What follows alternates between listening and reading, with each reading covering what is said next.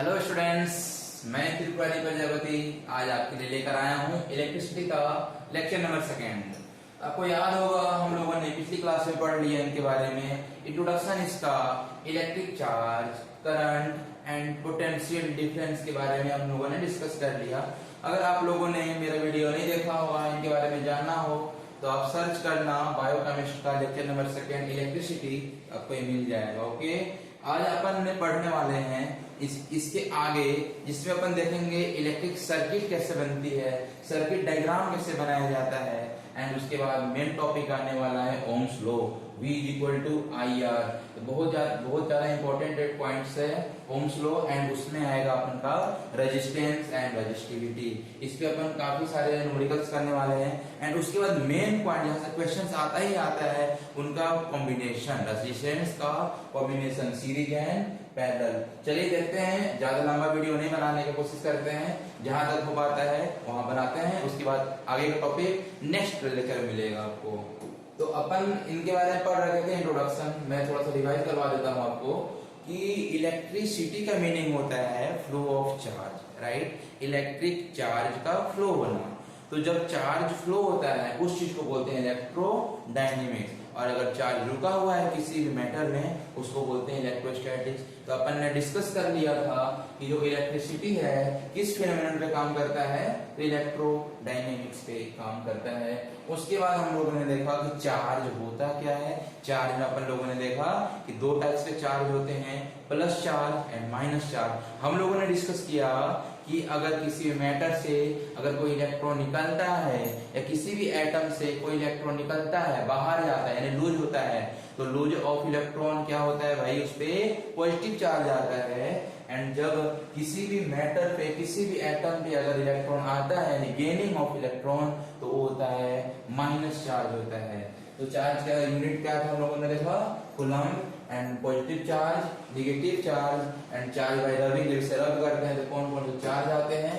इसके बाद हम लोगों ने देखा फंडामेंटल लॉ ऑफ इलेक्ट्रोस्टैटिक, यानी फंडामेंटल लॉ क्या है कि सेम चार्ज हैं जो क्या करते हैं, रिपेल करते हैं, और अपोजिट चार्ज क्या करते हैं, अट्रैक्ट करते हैं।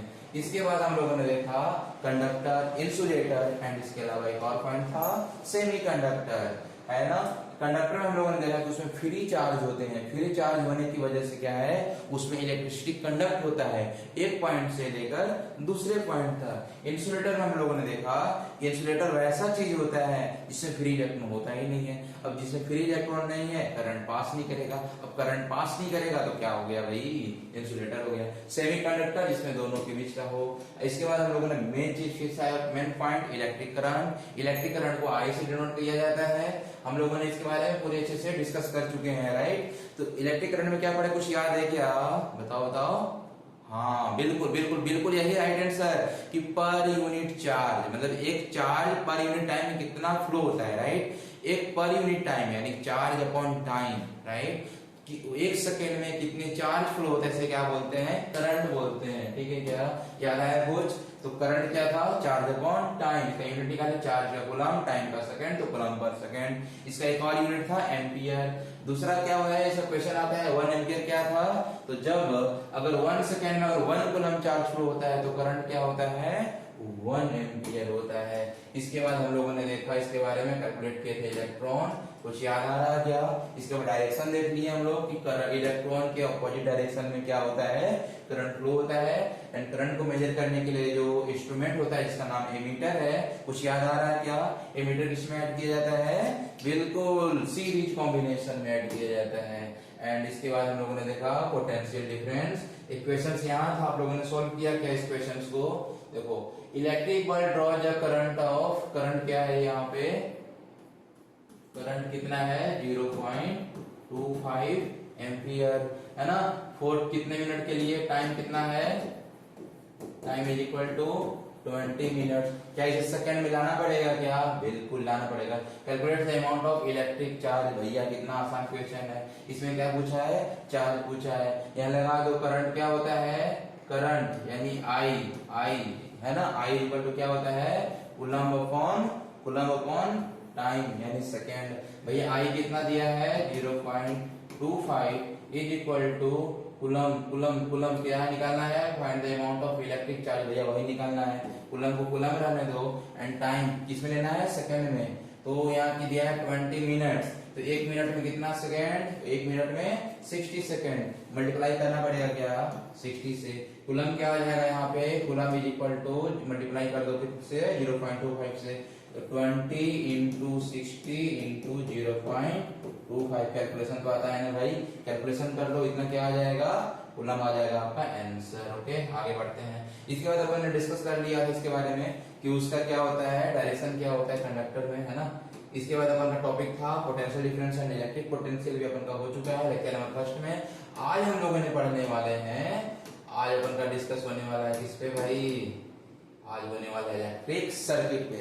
चलिए तो लेक्चर नंबर सेकंड का शुरू करते हैं आज, जिसके बारे में आज डिस्कस करने वाला हूं मैं, इलेक्ट्रिक सर्किट। तो अपन का क्या है, इलेक्ट्रिक सर्किट, यानी इसमें क्या है कि सर्किट बना होना चाहिए, यानी कंटिन्यूअस कंडक्टिंग पाथ, राइट। यानी जहां पे बैटरी लगा रहेगा, बैटरी से लेकर, देखो बैटरी लगा हुआ है, बैटरी के दोनों टर्मिनल के बीच में क्या रहना चाहिए, स्विच रहना चाहिए।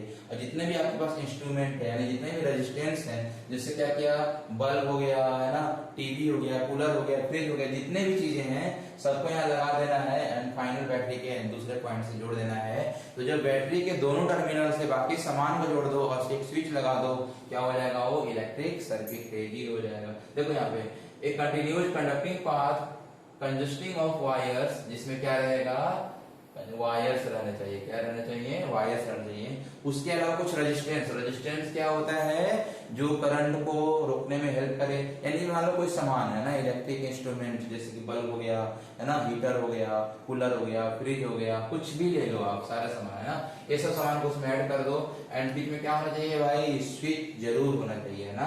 और स्विच कहाँ होना चाहिए, बैटरी के इस टर्मिनल के एक पॉइंट और स्विच का दूसरा टर्मिनल बैटरी के दूसरे पॉइंट टर्मिनल से जुड़ा होना चाहिए, राइट। तो स्विच हो गया तो इसको क्या बोलते हैं, तो इसमें करंट फ्लो होने लगेगा, इसे बोलते हैं क्या, इलेक्ट्रिक सर्किट। अपन का आगे आता है सर्किट डायग्राम। अब देखो ऐसा डायग्राम, ऐसा डायग्राम जिसमें जो इंस्ट्रूमेंट थे हमारे, इलेक्ट्रिकल इंस्ट्रूमेंट थे, उस इलेक्ट्रिकल इंस्ट्रूमेंट को आप उनके सिंबल पे लगा दो। जैसे यहाँ ए लिखा हुआ है, क्या है, एमीटर, बिल्कुल सही, ये क्या है, एमीटर। एमीटर का सिंबल कैसा होता है, ए लिखो, दोनों इस सर्किल में पैक करो एंड ऐसे। अगर वोल्टमीटर लगाना हो तो वी लिखेंगे, सर्कल में पैक करेंगे एंड दोनों साइड में वायर कनेक्ट कर देंगे। अगर कोई रेजिस्टेंस ऐड करना हो तो रेजिस्टेंस में क्या है, जिगजैग लाइन, क्या है, जिगजैग लाइन। अगर मेरे को स्विच बनाना हो तो स्विच के लिए क्या है, दोनों साइड से स्मॉल ब्रैकेट एंड बीच में अगर स्विच ऑन रखना है तो बीच में पॉइंट देना पड़ेगा एंड दोनों साइड से ऐसे वायर से कनेक्ट कर देंगे। तो ये हो गया स्विच ऑन। अगर स्विच ऑफ दिखाना है तो बस दोनों साइड में ब्रैकेट दे दो एंड दोनों साइड से वायर आ गया स्विच ऑफ। अगर आपको बैटरी दिखाना हो तो कैसे दिखाओगे, देखो ये हो गया anode cathode, anode cathode, anode cathode, है ना, तीन सेल को जोड़ दिया गया, साथ में इधर वायर्स कनेक्ट कर दो, ये हो गया क्या, बैटरी। तो अगर ऐसे सिंबल को अगर यूज करके अगर हम कोई सर्किट रेडी करते हैं, सर्किट रेडी करते हैं, तो उसे क्या बोला जाता है, सर्किट डायग्राम। देखो a diagram which indicates how different components in a circuit have been connected, कितने सारे डिफरेंट जो है ना एलिमेंट है ना, कंपोनेंट्स, उनको ऐड किया गया है किसमें, एक सर्किट में, है ना।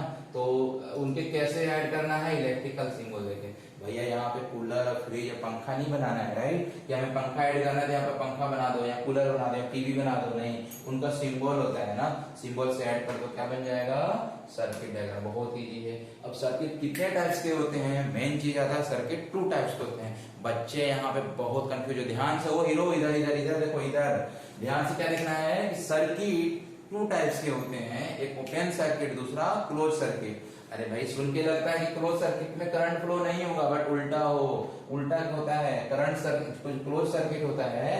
क्लोज सर्किट यानी जिसमें क्या रहेगा, बैटरी रहेगा। ये तो सब में कॉमन है भाई। बैटरी के बाद क्या है, जो अपने पास स्विच था ना, तो स्विच यहाँ पे मान लो अपना क्या लगा हुआ है, बल्ब लगा हुआ है, राइट। बल्ब के बाद यहाँ पे जो स्विच लगा हुआ था, क्लोज सर्किट, यानी अभी क्या है, ओपन सर्किट है। क्लोज करने के लिए यहाँ पे स्विच को यहाँ पे पॉइंट देना पड़ेगा, यानी अब स्विच ओपन हो गया, अब स्विच ओपन हो गया यानी क्लोज हो गया, बंद हो गया, बंद सर्किट, यानी अब इसमें बंद करने के लिए अपन को यहाँ पे डॉट देना पड़ेगा। जैसे ही डॉट देते हैं स्विच क्या हो जाएगा, ऑन। ये क्या हो गया, ऑन, यानी इसमें करंट फ्लो होगा। करंट फ्लो किधर से होगा भाई बताओ, अरे बिल्कुल सही, इधर से क्या फ्लो होगा, नेगेटिव साइड से इलेक्ट्रॉन तो इधर से क्या फ्लो हो रहा है, ऐसे इलेक्ट्रॉन, तो करंट ऐसे फ्लो हो रहा है पॉजिटिव की ओर, पॉजिटिव से नेगेटिव की ओर। तो ऐसे क्या फ्लो हो रहा है अपना I electric current, right. Open circuit क्या हुआ, जिसमें करंट फ्लो नहीं होता है। इसका सेम उल्टा बना लो, मतलब इसमें क्या करना है, स्विच में बस डिफरेंस कर देना है, बाकी सारा कुछ सेम रहेगा, राइट। ये अपना बैटरी है, ऊपर क्या करेंगे, ऐसे बल्ब लगा लेंगे, है ना। उसके बाद जो स्विच रहेगा, स्विच में अपन को यहाँ डॉट नहीं लगाना है, मतलब ये क्या होगा, ओपन सर्किट है, स्विच करंट पास नहीं हो रहा है। यहाँ से करंट, इधर से इलेक्ट्रॉन जा रहे हैं, करंट ऐसे आ रहा है, पॉजिटिव से आ रहा है, क्या आ रहा, ऐसे आ रहा आपका इलेक्ट्रिक करंट, बट आके रुक गया, इधर आने के लिए यहाँ कनेक्ट नहीं किया हुआ है। इससे क्या बोलते हैं, ओपन सर्किट बोले। तो आया समझ में, बोलो। नहीं आएगा तो आप कमेंट बिल्कुल कर सकते हो, मैं दोबारा समझा दूंगा। अब यहाँ पे है कुछ सिंबल है जिसे यूज किया जाता है सर्किट डायग्राम में, मैं भी काफी चीजें बता रहा हूँ। अब देख लो, स्क्रीनशॉट ले लो, आपके एनसीईआरटी बुक में दिया हुआ है। इसके बाद आता है मेन टॉपिक अपन का, ओम्स लॉ। अरे भाई ध्यान से सुनो, क्या कर रहे हो, इधर देखो, ओम्स लॉ। ओम्स लॉ क्या बोलते हैं, डेफिनेशन देखने ना पाने, मैं पहले समझा देता हूँ आपको, राइट। इसी तरह देखो, ओम्स लॉ क्या बोलते हैं कि जो पोटेंशियल डिफरेंस होता है ना, प्रोपोर्शनल टू करंट। क्या बोले, potential difference proportional to current. अरे भाई क्या बोल रहे हैं हम, potential difference proportional to current. देखो यही ओम्स लॉ क्या है, potential difference proportional to current. इसका मीनिंग क्या हुआ, ओम्स लॉ का मीनिंग क्या हुआ, potential difference proportional to current. Meaning ये होता है आपका कि पोटेंशियल डिफरेंस क्या है, पहले एक पता होना चाहिए। पोटेंशियल डिफरेंस याद आया क्या, हाँ बिल्कुल भाई, कि work done per unit charge को किसी पॉइंट ए से किसी पॉइंट बी तक ले जाने में मेरे को जो वर्क डन करना पड़ता है, उसे क्या बोलते हैं, पोटेंशियल डिफरेंस। अब मेरे पास कोई पॉइंट ए था, यहां से कोई पॉइंट बी तक अपने एक कूलम चार्ज को लाने में मेरे को जो वर्क करना पड़ा, उसे क्या बोलते हैं, 1v। क्या बोलते हैं, पोटेंशियल डिफरेंस। अब भाई ये बताओ कि जब हमारा पोटेंशियल डिफरेंस बढ़ गया, यानी काम करने की रेट बढ़ गया, यानी अपन क्या कर रहे हैं कि चार्ज को बहुत जल्दी ले जा रहे हैं, चार्ज को उठा रहे ले जा, चार्ज को उठा रहे ले जा, चार्ज को उठा रहे ले जा रहे। अरे भाई चार्ज का फ्लो क्या होता है, करंट होता है। अरे बिल्कुल होता है, फ्लो ऑफ चार्ज क्या हुआ, करंट। अपन पोटेंशियल डिफरेंस बढ़ा रहे हैं, मतलब काम बढ़ा रहे हैं, अपना काम क्या बढ़ा रहे हैं, चार्ज उठा रहे हैं दूसरी जगह ले जा रहे हैं, चार्ज उठा रहे हैं दूसरी जगह ले जा रहे हैं, यानी पोटेंशियल डिफरेंस बढ़ गया। यानी चार्ज बहुत ज्यादा जल्दी जल्दी जा पा रहे हैं क्या, अब चार्ज जल्दी जल्दी जा पा रहे, उसे क्या बोलते हैं, करंट ज्यादा फ्लो हो रहा है। करंट क्या होता है, करंट क्या होता है, आई इज इक्वल टू क्या होता है, कूलम पर यूनिट टाइम, यानी ऐसा है ना, कूलम पर यूनिट टाइम। यानी किसी भी टाइम पे पर यूनिट टाइम पे कितना कूलम चार्ज फ्लो करवाते हो, उसे क्या बोलते हैं, करंट। यानी अब इसी टाइम पे क्या है, वर्क ज्यादा कर रहे हो, यानी चार्ज ज्यादा फ्लो करवा रहे हो। अब चार्ज ज्यादा फ्लो करवा रहे हो, यानी करंट ज्यादा हो रहा है, यानी V ज्यादा हो रहा है, तो V ज्यादा हो रहा है तो क्या बढ़ रहा है, करंट बढ़ रहा है क्या, बिल्कुल यही है, V ज्यादा हो रहा है तो करंट बढ़ रहा है। अगर हम काम धीरे धीरे कर रहे हैं, मान लो हम काम धीरे धीरे कर रहे हैं, चार्ज धीरे धीरे जा रहा है, चार्ज धीरे धीरे ले जा रहे हैं, मतलब करंट धीरे धीरे फ्लो हो रहा है। यानी जब V कम हो गया तो करंट कम हो गया, V बढ़ गया तो करंट बढ़ गया। देखो यहाँ लिखा हुआ क्या है, इसे पढ़ते हैं हम, एट कांस्टेंट टेम्परेचर। हाँ बिल्कुल बिल्कुल बिल्कुल, राइट आंसर, राइट आंसर। ये क्या है, यहाँ पे क्या होना चाहिए, इसमें टेम्परेचर कांस्टेंट होना चाहिए, ठीक है। और जो डायमेंशन था ना, क्रॉस सेक्शन एरिया का डायमेंशन, वो दोनों कांस्टेंट होना चाहिए भाई, तभी ये चीज अप्लाई होगा। यानी कांस्टेंट टेम्परेचर एंड डायमेंशन। भाई अगर चौड़ा कर दोगे तो यार करंट ज्यादा आने लगेगा ना, तो अपन का जितना डायमेंशन दिया है वही होना चाहिए, राइट। तब अपना अप्लाई करोगे, पोटेंशियल बढ़ाओगे तो करंट बढ़ेगा, पोटेंशियल। अब मान लो पोटेंशियल बढ़ा दिए, इसका एरिया कम कर दिए, तो करंट थोड़ी बढ़ेगा भाई, करंट कम हो जाएगा। अपन आगे देखने वाले, रेजिस्टेंस आने वाला है इसमें। तो यहाँ पे क्या है कंडीशंस, टेम्परेचर क्या होना चाहिए, कांस्टेंट होना चाहिए, और डायमेंशन यानी उसका क्रॉस सेक्शन एरिया क्या होना चाहिए, कांस्टेंट होना चाहिए। तो वहां पे जो करंट फ्लो होता है ना, current flow through conductor directly proportional to क्या, पोटेंशियल डिफरेंस। बिल्कुल बिल्कुल यही पॉइंट्स है कि जो करंट फ्लो होगा किस पे, जब कांस्टेंट टेम्परेचर एंड डायमेंशन, जब कांस्टेंट टेम्परेचर एंड डायमेंशन होता है, तो जो उसके करंट फ्लो होता है वो डायरेक्टली प्रोपोर्शनल टू होता है जितना कि हम उसमें पोटेंशियल डिफरेंस लगा दिए है ना, दोनों एंड पे point A and point B के बीच में जो पोटेंशियल डिफरेंस रहेगा प्रोपोर्शनल टू हो गया, यानी V proportional to I। Very good, अभी प्रोपोर्शनल टू I। आगे लिखा हुआ है if I is the current flowing through a conductor and V is the, ये चीज लिखा हुआ है कि I अगर करंट है और V अगर पोटेंशियल डिफरेंस है, तो ओम्स लॉ के अनुसार क्या हो जाएगा, आई प्रोपोर्शनल टू वी, यानी वी प्रोपोर्शनल टू आई। क्या होता है? वी प्रोपोर्शनल टू आई, वही चीज लिखा हुआ है भाई। अब आपको पता है जब भी प्रोपोर्शनल साइन हटाते हैं तो कांस्टेंट लगता है, प्रोपोर्शनलिटी कांस्टेंट। यानी जब प्रोपोर्शनल साइन हटाएंगे, देखो यहाँ पे v प्रोपोर्शनल टू i, अब प्रोपोर्शनल साइन हटाएगा तो यहाँ पे कांस्टेंट आएगा जिसको बोलते हैं r, ये है अपना i, यहाँ पे इक्वल टू है ना, तो r i। इसको ऐसे भी कई लोग लिखते हैं v is equal to i r। ये क्या है? अपना ओम्स लॉ है। आई बात समझ में क्या है? क्या है? अपना ओम्स लॉ। ठीक है, अब यहाँ पे v बराबर i निकल गया, r जो निकलता है r को क्या बोलते हैं? वो रेजिस्टेंस कहलाता है। r कांस्टेंट है जिसका नाम क्या है? रेजिस्टेंस।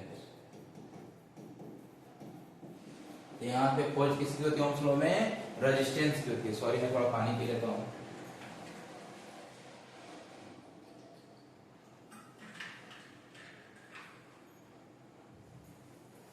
हाँ जी, तो कोई डाउट है यहाँ पे? नहीं ना? चलो ठीक है, आगे बढ़ते हैं। यानी अब अपन के पास आ गया v is equal to I R, v is equal to I R, और r क्या था? रेजिस्टेंस था। यानी v is equal to I R, r। अब यहाँ पे r बराबर निकाल सकते हो क्या? देखो r बराबर क्या आ जाएगा? v upon I. बराबर क्या? r बराबर क्या आ जाएगा? v upon I. एक फार्मूला मैंने को बनाया था v is equal to I R, ये फर्स्ट फार्मूला। ये r बराबर निकल गया सेकंड फार्मूला। अब i बराबर निकाल सकते हैं ना, i इक्वल टू क्या हो जाएगा भाई? v upon r। तो ओम्स लॉ से आप तीन फार्मूले को याद कर लेना। क्या क्या? v is equal to I R, and इसी फार्मूले को क्या करो? i इधर रखो, r नीचे भेज दो, तो i इज इक्वल टू क्या जाएगा? v upon r। अब r को इधर रहने दो, i को नीचे भेज दो, यानी r equal to v upon i। ये तीन फार्मूले आते हैं। अब अगर बात किया जाए किसके बारे में? रेजिस्टेंस के बारे में जब बात किया जाए, तो रेजिस्टेंस क्या है? एक प्रॉपर्टी होता है जो क्या करता है? करंट को रोकने का। देखो यहाँ पे फॉर्मूला क्या निकला? r is equal to v upon i, यानी कि i नीचे है, यानी कि क्या हो गया? r inversely proportional to i हो गया r inversely proportional to i। यानी जब i बढ़ेगा तो रेजिस्टेंस घटेगा, या ऐसे बोल सकते हैं जब रेजिस्टेंस घटेगा तो करंट बढ़ेगा, या रेजिस्टेंस से बढ़ेगा तो करंट घटेगा। आया समझ में क्या? यही बात यहाँ बोल रहा। ठीक है, तो ऐसा प्रॉपर्टी है जो इलेक्ट्रिक करंट को कम कर दे। देखो, the property of a conductor due to which is oppose the current, oppose the flow of current through this called resistance. यानी जो फ्लो ऑफ करंट था ना, उसको अपोज करना, रोकना है, रजिस्ट करता है। रेजिस्टेंस यानी रजिस्ट करने वाला, रोकने वाला। अब फ्लो द करंट ऐसे आ रहा, मेरे को भाई करंट कम चाहिए। अपन मोबाइल चार्ज लगाते हैं क्या? जब मोबाइल चार्ज लगाते हैं तो करंट का मोबाइल को पूरा चाहिए, 220 वोल्ट चाहिए क्या? नहीं ना। एम्पियर जितना भी आता उतना चाहिए क्या? नहीं।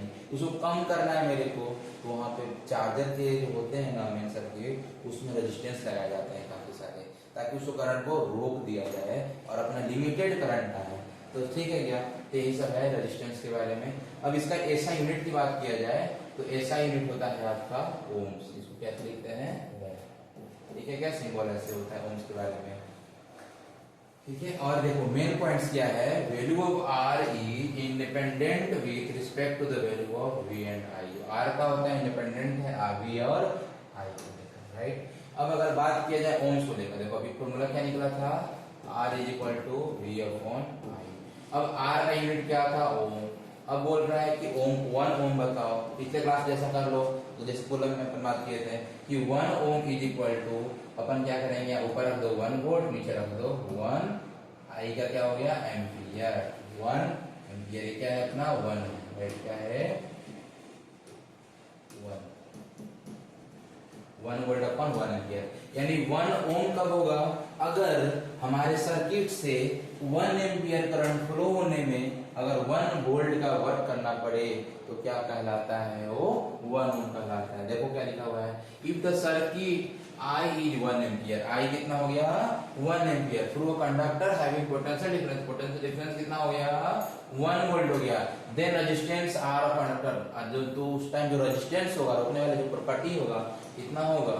1 ओम होगा। अगर आपसे मैं पूछ लूं 5 ओम कितना होगा? 5 ओम एक्सप्लेन करो, तो व्हेन क्या 1 एम्पियर को फ्लो होने में अगर 5 वोल्ट का वर्क डन करना पड़ रहा हो तो उस टाइम रेजिस्टेंस कितना है?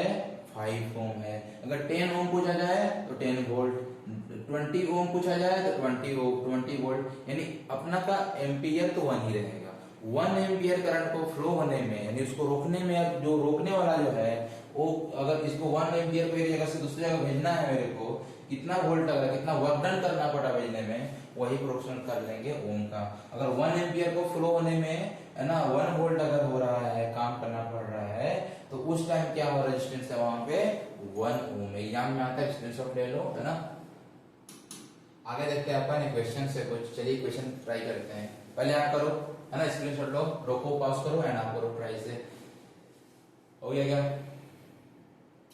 चलो अपन करते हैं। हाउ मच करंट पूछ रहा है यहाँ पे, will be electric current draw the 220 volt, है ना। यहाँ पूछ रहा है क्या आपसे, I is equal to what, है ना। और ये क्या दिया है गिवन, इलेक्ट्रिक करंट पर भी volt volt volt volt, V बराबर कितना दिया है 220 volt. Source of the resistance of the bulb filament, resistance कितना दिया है, R is equal to 1200 resistance है ना, ओम में लिखा जाएगा।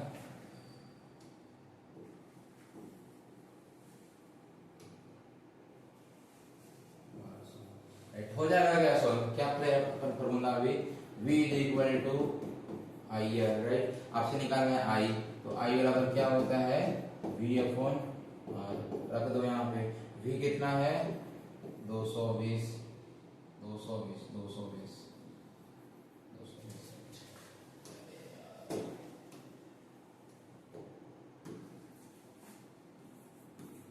R कितना है मेरे पास 1200। क्या निकल जाएगा मेरे को, एम्पियर में करंट निकलेगा। तो वो कट लो, 0 से 0, है ना।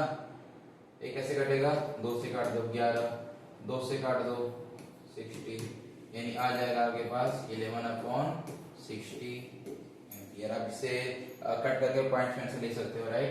सेकंड क्वेश्चन है how much current will be, यहाँ पे पूछ रहा है क्या, I पूछ रहा है ना, I बराबर वाट, एंड कितना दिया है, V दिया है आपका 220 वोल्ट, है ना, एंड रेजिस्टेंस दिया है आपका 100 ओम। कैसे सॉल्व करोगे अपन, वही सेम फॉर्मूला लगा दो, I is equal to V upon R। V कितना दिया है 220 अपॉन R कितना दिया है 100, है ना।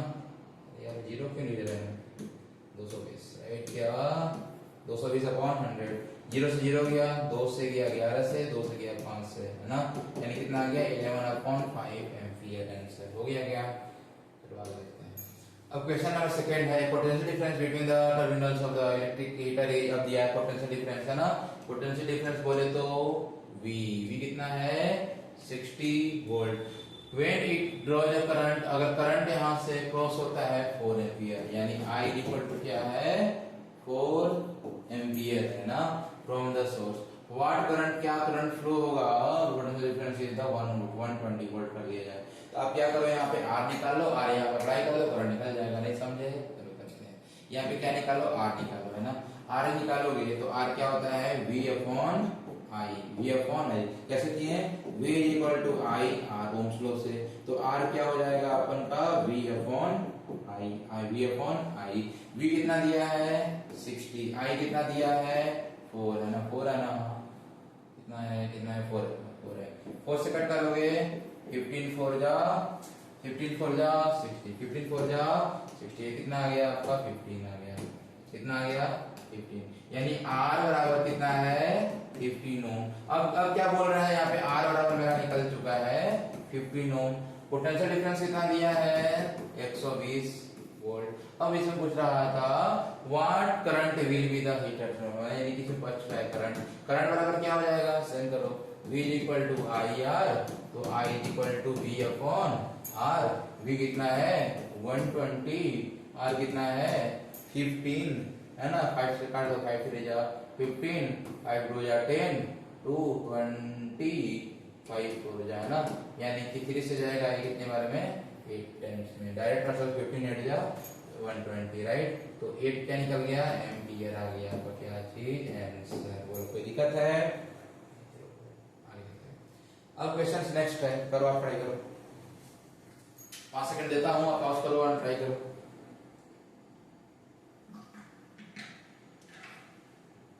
देखो कैसे होगा, देखो मैं बताता हूं। Potential difference between 2 points of a wire is carrying 2 ampere. तो ampere current is 0 point, current कितना फ्लो हो रहा है यहाँ पे, करंट कितना फ्लो हो रहा है ना, I इक्वल टू क्या है 2 एम्पियर, पोटेंशियल डिफरेंस कितना दिया है, V is equal to 0.1 volt. Calculate the resistance between these points. अरे भाई कितना इजी है, रेजिस्टेंस कैलकुलेट कर लोगे क्या, R बराबर V अपॉन I कर लेना, है ना। इसके बाद अपन नेक्स्ट देखते हैं, अपन हो जाएगा, चलो करो जल्दी। देखो यहाँ पे ए सिंपल इलेक्ट्रिक सर्किट है 24 volt battery and the resistance 60 ओम, है ना। देखो ये सेम क्वेश्चन जस्ट करवाना जिस टाइप का उस टाइप का दिया हुआ है ना। ये क्या दिया है, इलेक्ट्रिक करंट कितना है, electric current simple electric circuit है जो 24 वोल्ट, है ना। बैटरी वोल्ट कितना दिया है 24 volt and the resistance, resistance क्या होता है R इज इक्वल टू कितना दिया है 60 ओम दिया है ना। अब यहाँ पूछना what will be the circuit, will the circuit what will be the current in the circuit. भाई I निकल जाएगा क्या, I निकल जाएगा क्या, I बराबर क्या होता है V upon R, V upon R यानी क्या है V अपॉन यहाँ पे 24, V क्या है यहाँ पे 24, क्या है 24, R कितना है 60, हो जाएगा क्या 6 से काट दो, 6 रेंट 6 4 जा 6 4 जा 6 4 जा 24, अब ये हो जाएगा, है ना।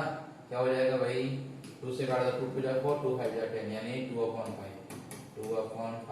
आगे चाहो तो कर सकते हो 0.4, आगे सॉल्व करोगे कितना आएगा 0.4, क्या आएगा एम्पियर, 0.4 एम्पियर आंसर हो जाएगा, है ना इसका। The resistance of the connecting wire is negligible, हो गया सॉल्व हो गया। नेक्स्ट क्वेश्चन है an electric iron draw the circuit, कर लोगे क्या, आगे कर लोगे क्या।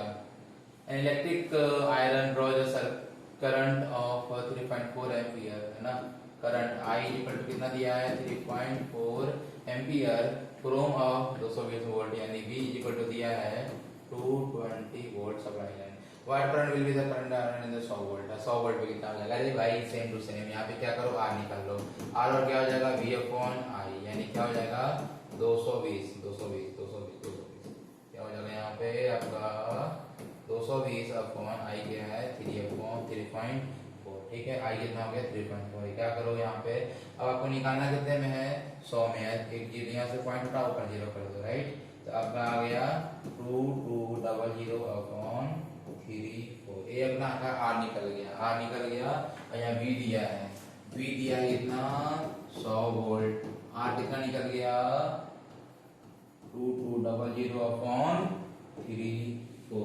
अपन का निकालना है I बराबर क्या होता है V अपॉन R, V कितना दिया है 100 अपॉन R कितना दिया है 2200 अपॉन 34 कहाँ चला जाएगा ऊपर, कर लो आगे, है ना। 100 इंटू 34 अपॉन 2200, ठीक 2 0 से 2 0 गया, क्या आ गया आंसर 34 अपॉन 22। सॉल्व करना 1 पॉइंट कुछ आ जाएगा एम्पियर आंसर हो जाएगा। आया समझ में क्या, आगे बढ़े, हो गया क्वेश्चन सॉल्व हो गया अपन का। आप बुक में देखना और ढूंढना और कर लेना क्वेश्चन सॉल्व, है ना। प्रैक्टिस करते जाना, इस पे जितना करोगे उतना ही अच्छा हो जाएगा आपके लिए। अब अपन पढ़ने वाले हैं रेजिस्टेंस का फैक्टर, यानी ऐसे कौन कौन से फैक्टर हैं जिस पे रेजिस्टेंस डिपेंड करता है। जैसे कि मैं बोलूं रेजिस्टेंस है रुकावटें, आप अगर 5 कदम बढ़ रहा है तो रुकावटें कम आएगी, 10 कदम बढ़ना रुकावटें थोड़ी और बढ़ जाएगी, है ना। जितना ज्यादा आप लंबाई तय करते जाओगे आपके लिए रुकावटें क्या हो जाएगी बढ़ते रहेगी। मान लो एक प्लेटफॉर्म मेरा दिया हुआ है, यहाँ से मैं एक बॉल को कुछ वेलोसिटी से ऐसे फेंकता हूँ, राइट, कुछ वेलोसिटी से फेंकता हूँ तो बॉल क्या ढूंढते यहाँ पे आ गई है, यहाँ आ जाएगी, गिर भी जा सकती है। अब क्या किया मैं इसका लेंथ को क्या किया और बढ़ा दिया, इस लेंथ को क्या किया और बढ़ा दिया। अब मैं जिस वेलोसिटी से फेंका था उसी वेलोसिटी से फेंका हूँ, तो बताओ जिस वेलोसिटी से यहाँ से यहाँ तक चला गया था, अब इसके बाद भी उसी वेलोसिटी से आगे तक जा पाएगा क्या, नहीं ना, नहीं जा पाएगा। यानी जब लेंथ बढ़ता है तो आगे क्यों रुक गया भाई, यहाँ पे रुकावट है, आगे फ्रिक्शन फोर्स लग रहा है, एयर फ्रिक्शन, बहुत सारी चीजें लग रही है, रुक गया है यहाँ पे। यानी कि जब भी हम किसी क्रॉस सेक्शन एरिया को, क्रॉस सेक्शन एरिया नहीं, यहाँ पे जब भी मैं करंट, अरे क्या बोल रहा हूँ, जब भी यहाँ पे किसी वायर, किसको कंडक्टर मैं बोला जाएगा कंडक्टर को, जब यह कंडक्टर की लंबाई को बढ़ा दिया जाता है तो उसमें रुकावटें बढ़ जाती है। जो इसमें करंट फ्लो हो रहा है ना, ऐसे करंट फ्लो हो रहा है, ये करंट क्या हो जाएगा फ्लो नहीं हो पाएगा जितने अच्छे से।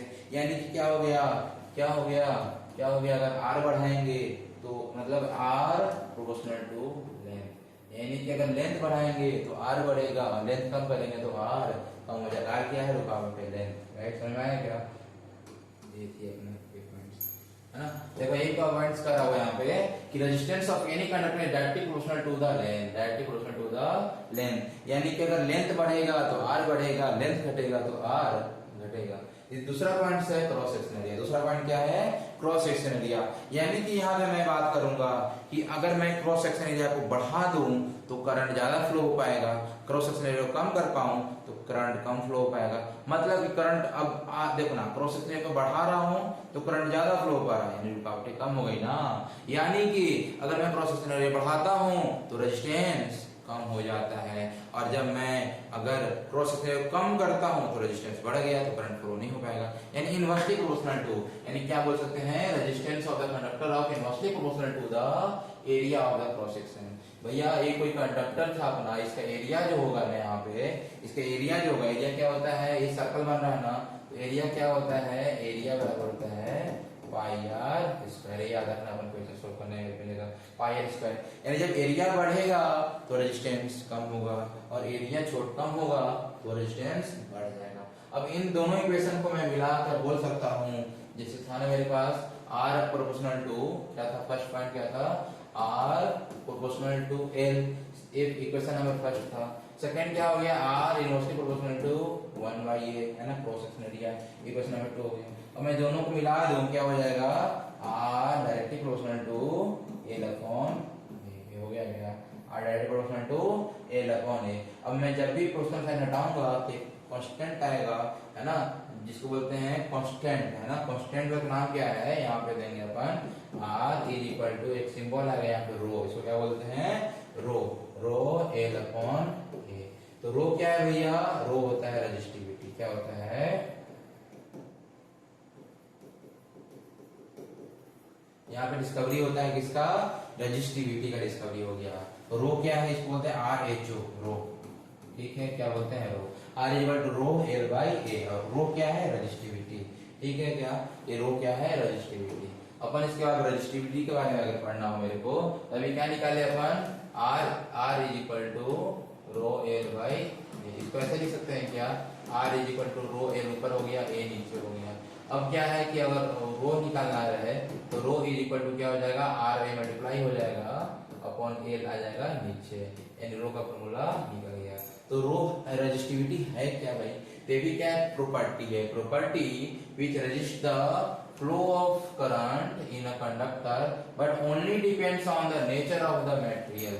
ये डिपेंड करता है उनके मटेरियल के नेचर पे, है ना, एंड टेम्परेचर पे। ओनली डिपेंड्स ऑन द, किस पे डिपेंड्स करता है भाई? मटेरियल के नेचर पे और टेम्परेचर पे डिपेंड करता है। ठीक है क्या? Conductor but only depends on nature of the material. याद रखना इस पॉइंट को, nature of the material and temperature. यानी रो इक्वल टू क्या आ गया था? आर ए अपॉन एल, और अब इसका यूनिट निकाला रहे आर ए अपॉन एल। तो आर क्या होता है? ओम। ए क्या होता है? एरिया। एरिया क्या होता है? मीटर स्क्वायर, यानी metre square upon L. L क्या है? मीटर। तो मीटर से मीटर स्क्वायर कट गया क्या? तो क्या बच गया मेरे पास? ओम मीटर। क्या हो गया? इसका यूनिट हो गया। यूनिट क्या हो गया इसका? Ohm metre. देखो लिखा हुआ है value of resistivity independent to the value of L A and R. L A and R पे क्या है? ये इंडिपेंडेंट है। इसको क्या बोलते हैं? रेजिस्टिविटी। क्या बोलते हैं? रेजिस्टिविटी। क्वेश्चन सॉल्व हो जाएगा क्या? चलो देखो, एक copper wire of length, length कितना दिया है? एल इक्वल टू एल दिया है 2 metre. Area of cross section area एक कितना दिया है? 1.10 की पावर -6 मीटर स्क्वायर। रेजिस्टेंस दिया है ना आर, आर क्या है? 2 इंटू 10 की power -2 ohms. Calculate the resistivity. Resistivity क्या होता है? R A upon L. Solve हो जाएगा क्या? रख दो, आर की जगह पे क्या है? 2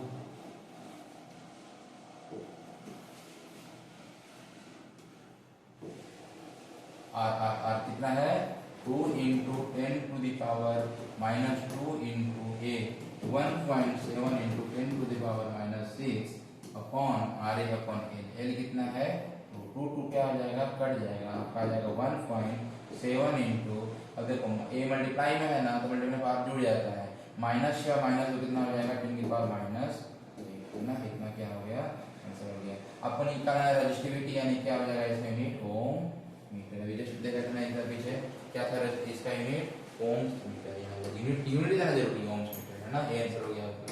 इसके बाद क्वेश्चन और है, सॉल्व करना आप लोग है ना, स्क्रीनशॉट ले लो, आप लोग सॉल्व करना हो जाएगा ना, बताऊं क्या? चलो देखते हैं। एक copper wire has a diameter of, ये देखो यहाँ पे डायमीटर दिया है ना 0.5 mm। तो आप मैं हिंट दे रहा हूँ, आपको सॉल्व करना है। यहाँ पे क्या निकालोगे, रेडियस निकालोगे, कितना आ जाएगा 0.5/2 है ना।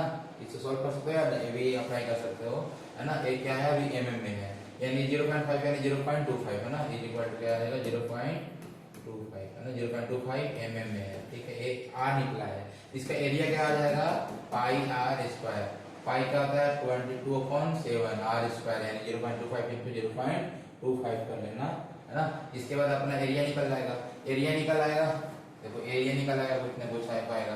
रजिस्टिविटी, रजिस्टिविटी दिया है आपका 1.6 इंटू 10⁻⁻8 ओम्स मीटर। अब यहाँ पे लेंथ पूछा है और r दिया है, r दिया है क्या आपका, r दिया है 10 ओम, लेंथ पूछा है। तो अपन क्या फॉर्मूला था, r is equal to rho L upon A. तो एल क्या हो जाएगा, ए हो जाएगा, L is equal to R A upon, हो जाएगा क्या आर ए अपॉन रो। तो L is equal to R A upon rho, R apply कर देना, कितना है 10 इंटू एरिया अप्लाई कर देना, राइट, उसको मीटर स्क्वायर में करके कन्वर्ट करके, उसके बाद अपन का रो दिया है, रो कन्वर्ट कर नीचे लिख देना और सॉल्व करोगे, समझ रहे हो क्या? चलो ठीक है, आगे बढ़ते हैं। इसके बाद है तो यहाँ पे length of the wire is doubled, इसे ट्राई करना आप लोग, सेम टू सेम है। क्या है, लेंथ को डबल कर दिया गया तो रेजिस्टेंस और रो पे क्या एल, अभी क्या है normal r is equal to rho L upon A होता है, अब इसको डबल कर दिया गया है, यानी यहाँ पे एल इज इक्वल टू कितना निकल जा पाएगा आपका आर ए अपॉन रो। अब इसको क्या कर दिया गया, डबल कर दिया गया है, तो इसको डबल करने पे यहाँ क्या इफेक्ट पड़ेगा, यही बोलना है आपका ना। इसको डबल करने पे यहाँ क्या दिक्कत होगा, यहाँ पे यानी आर पे क्या इफेक्ट पड़ेगा, रो पे क्या पड़ेगा।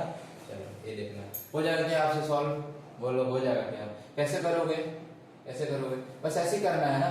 अपन क्या है, लेंथ को कर दिया गया है, लेंथ को डबल यानी कि यहाँ पे कर दिया है 2l कर दिया गया। पहले r बराबर ऐसे निकाल लो ना, r इज इक्वल टू रो, यहाँ पे कर दो 2l अपॉन ए, रो 2l अपॉन ए कर दिया गया है। तो a क्या हो गया, r is equal to 2 times of rho l upon 2 times of, ये देखो डबल किया गया ना, y इज डबल, इसको लेंथ डबल, तो 2 times of rho l upon A.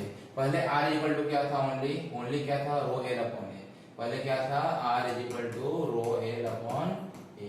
अब क्या हुआ, r इज इक्वल टू नया r इज इक्वल टू क्या हो गया 2 times of rho l upon A, यानी डबल हो गया।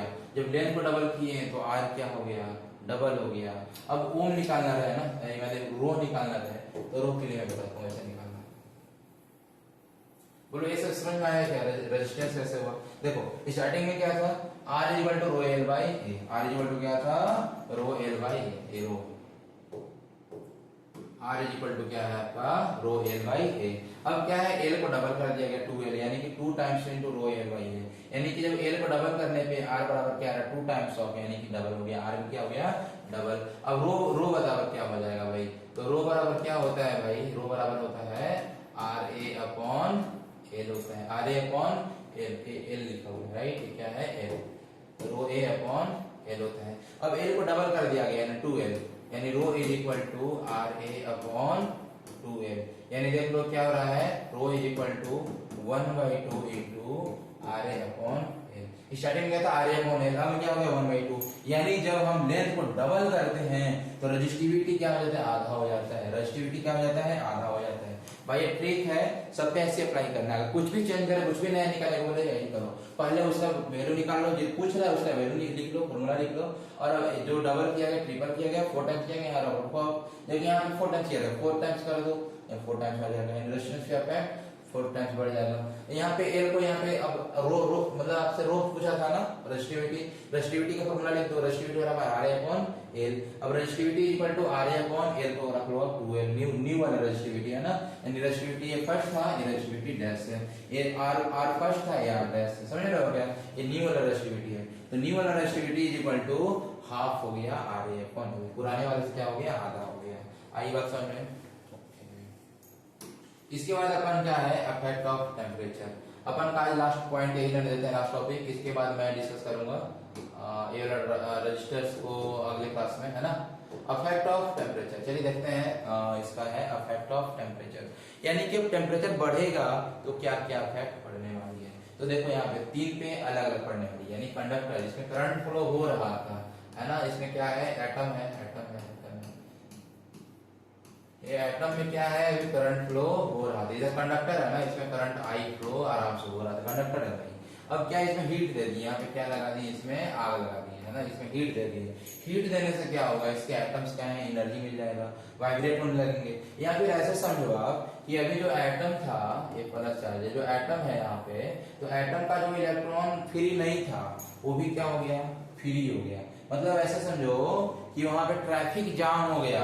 अब क्या है, इलेक्ट्रॉन ऐसे ऐसे ऐसे होते रहेंगे, एक इधर आएगा वो उधर जाए, क्योंकि इसमें बस बहुत सारी हीट ले लिया हो। अब एनर्जी जब उसको मिल गया, एक्साइट हो गया, एक्साइट होने के बाद क्या हो गया, सारे बाहर निकल गए, सारे बाहर निकल गए तो क्या हो गया, या फिर ऐसे समझो आप कि सारे एटम्स क्या है, एनर्जी मिलने के बाद वाइब्रेट होने लगे, वाइब्रेट होने लगे ऐसे ऐसे। तो अपन जो करंट फ्लो हो रहा था, क्या करंट फ्लो हो पाएगा, जैसे नहीं हो पाएगा। यानी जब टेम्परेचर बढ़ाते हैं तो रेजिस्टेंस भी बढ़ जाता है, किसमें, कंडक्टर में। लेकिन क्या इंसुलेटर में कुछ होगा, क्या इंसुलेटर में करंट ही फ्लो नहीं होता है, टेम्परेचर बढ़ाओ या घटाओ कुछ फर्क नहीं पड़ने वाला है, यानी कि नो इफेक्ट। और जब मैं बात करूं किसके बारे में, इसके बारे में जब बात करूं मैं सेमीकंडक्टर के बारे में, यानी अभी करंट इसमें फ्लो नहीं हो रहा था, अभी करंट इसमें फ्लो नहीं हो रहा। कुछ रीजन होगा भाई, रीजन क्या हो सकता है, फिर इलेक्ट्रॉन नहीं था अच्छे से फ्री नहीं था। अब क्या हुआ, जब मैं इसमें हीट देने लगा हूं तो अभी इलेक्ट्रॉन इसमें फ्री नहीं था, कंडक्टर में क्या था, फ्री था, और ज्यादा हीट दिया तो और ज्यादा इलेक्ट्रॉन आ गया, तो ट्रैफिक जाम हो गया वहां पे, तो अपना करंट सही से फ्लो नहीं हो पा रहा था। लेकिन सेमीकंडक्टर में क्या है, अपने पास लिमिटेड यहाँ पे इलेक्ट्रॉन है, राइट, क्या है, लिमिटेड इलेक्ट्रॉन है। अब इलेक्ट्रॉन क्या है कि इलेक्ट्रॉन फ्री नहीं था, जैसे उसको हीट मिला ना, यहाँ से हीट मिला, जैसे ही इलेक्ट्रॉन फ्री हो गया, और फ्री हो गया तो करंट फ्लो होने लगेगा। यानी जब हम हीट बढ़ाते हैं तो क्या होता है वहां पे, जब हम टेम्परेचर देते हैं रेजिस्टेंस क्या हो जाता है, बढ़ जाता है, मतलब रेजिस्टेंस कम हो गया, राइट। टेम्परेचर जब बढ़ा दिए तो रेजिस्टेंस कम, रुकावटें कम हो गई, तब ना करंट फ्लो हो रहा है, रुकावटें कम हो गई। यानी अगर हम रेजिस्टेंस की बात करें तो टेम्परेचर बढ़ाने पे करंट फ्लो हो रहा है, यानी रेजिस्टेंस कम हो रहा है, और टेम्परेचर कम कर दिया तो रेजिस्टेंस बढ़ जाता है। आई बात समझ में। तो ये था अपना इफेक्ट ऑफ रेजिस्टेंस, चार चीज पढ़ चुके इस पे, है ना। और ये कुछ का रेजिस्टिविटी दिया है आपके एनसीईआरटी बुक में, सिल्वर, कॉपर, एल्यूमिनियम, टंगस्टन, निकल, आयरन, क्रोमियम, मरकरी, मैग्नीज, इस सब का दिया है, आप याद कर रहे हैं, क्वेश्चन दिए भी रहते हैं। इसके बाद अपन का टॉपिक रहेगा रेजिस्टेंस एंड इनके कॉम्बिनेशन ऑफ रजिस्टर, है ना, रजिस्टर एंड उनके कॉम्बिनेशन के बारे में पढ़ेंगे अगले क्लास में, एंड लास्ट बच जाएगा पावर, वो भी पढ़ेंगे अगली क्लास में। Okay, thank you friends. अगर आपको ये वीडियो अच्छी लगी हो लाइक सब्सक्राइब एंड चैनल कर लेना, मेरे को चैनल को लाइक कर लेना, सब्सक्राइब कर लेना। Okay, thank you.